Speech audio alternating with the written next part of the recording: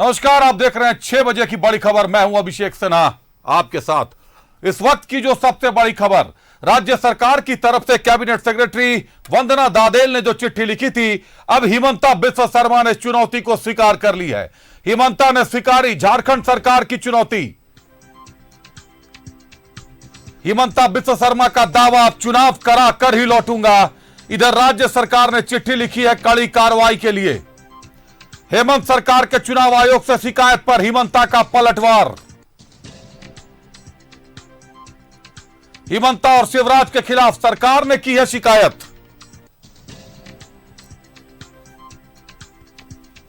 Cabinet सचिव वंदना दादेल ने निर्वाचन आयोग को पत्र लिखकर यह शिकायत की है। क्या शिवराज और हिमंता से डर गई सरकार? यह बड़ा सवाल खड़ा हो गया है।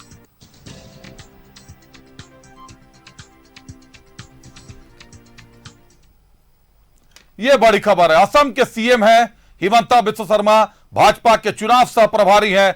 उनके खिलाफ कैबिनेट सचिव ने चिट्ठी लिखा है राज्य निर्वाचन आयोग को कि हिमंता बिस्वा शर्मा जो बयान देते हैं उससे सांप्रदायिक तनाव भड़क सकता है। अधिकारी हतोत्साहित हो रहे हैं। अधिकारियों के नामों का खुलासा किया है या नहीं चिट्ठी में, यह बताना मुश्किल है। 16 से 17 पन्नों की यह चिट्ठी लिखी गई है। लेकिन गंभीर मामला यह है कि आज हिमंता बिस्वा शर्मा ने भी इस चुनौती को स्वीकार कर लिया है। उन्होंने कहा कि अगर ऐसा कुछ भी है तो प्रमाण दे सरकार कि सांप्रदायिक तनाव कहां भड़के। हिमंता बिस्वा शर्मा के बोलने से उनको तो जाने से रोका जा रहा है जिन जगहों पर बहुसंख्यक हिंदुओं को अल्पसंख्यकों के द्वारा दबाया जा रहा है। और उन्होंने चुनौती स्वीकार करते हुए दावा ठोक दिया है कि अब तो चुनाव करा कर ही झारखंड से लौटूंगा। राज्य सरकार अपनी तमाम ताकत झोंक दे, हिमंता बिस्वा शर्मा अपने कदम पीछे नहीं हटाएगा। क्या कहती है हमारी सहयोगी रुचि का रुख करता हूं एक बार। रुचि, राज्य सरकार की चिट्ठी पर हिमंता बिस्वा शर्मा का बड़ा पलटवार आया है। साफ दावा कर दिया है कि अब चुनाव करके झारखंड छोड़ूंगा। राज्य सरकार जो करना चाहती है कर ले। अभी तो चिट्ठी लिखी है, केस भी करेंगे, कई तरीके की पीड़क कार्रवाई करने का प्रयास करेंगे। वो भी असम के सीएम है, एक दूसरे स्टेट के सीएम है। इस तरीके की कार्रवाई कितनी सही कितनी गलत? रुचि।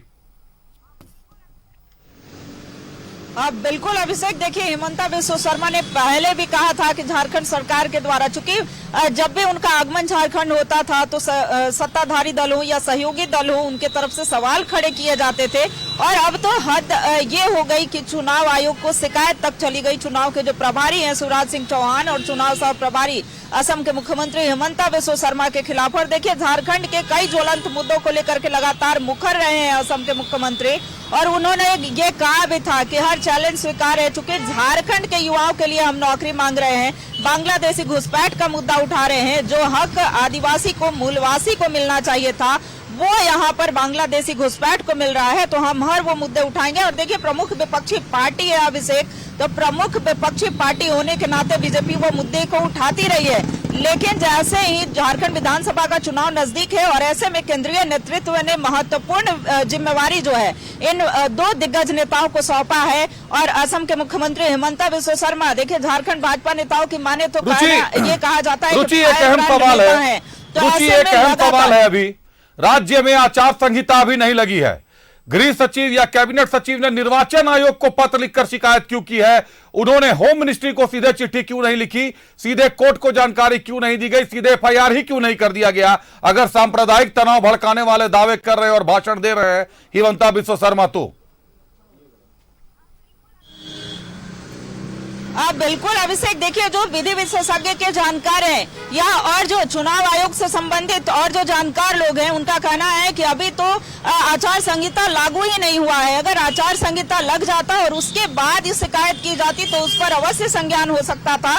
लेकिन हिमंता बिस्वा शर्मा ने खुद कहा कि अब इस पर संज्ञान चुनाव आयोग को लेना है, चुनाव आयोग संज्ञान लेगा। लेकिन हम डरते नहीं हैं और जब तक अब चुनाव संपन्न नहीं हो जाता, चूंकि केंद्रीय नेतृत्व ने इन्हें जो जिम्मेवारी सौंपी है वो जिम्मेवारी वो निभाएंगे। और खास करके झारखंड में कमल खिलाने की जिम्मेवारी हिमंता बिस्वा शर्मा को मिली है।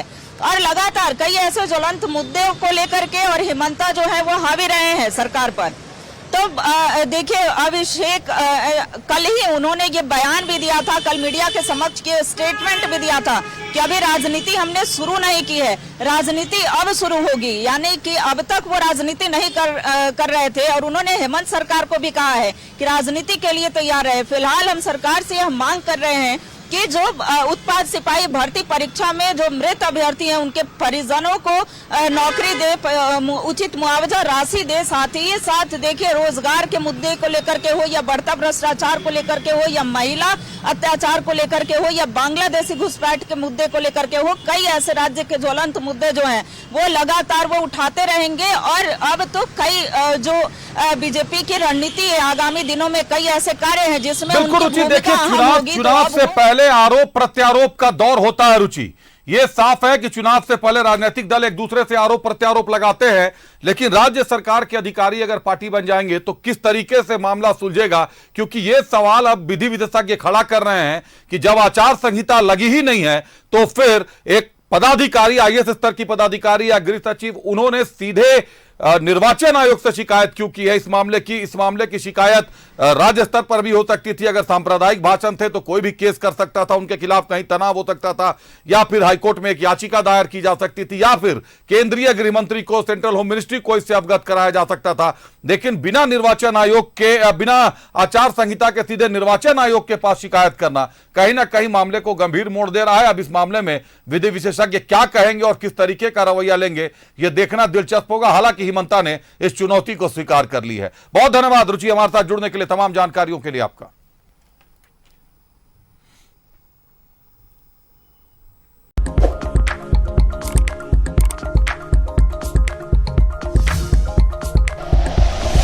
Like and share videos, subscribe करें हमारा चैनल और प्रेस करें बेल आइकॉन। न्यूज़ 11 भारत, सच है तो दिखेगा।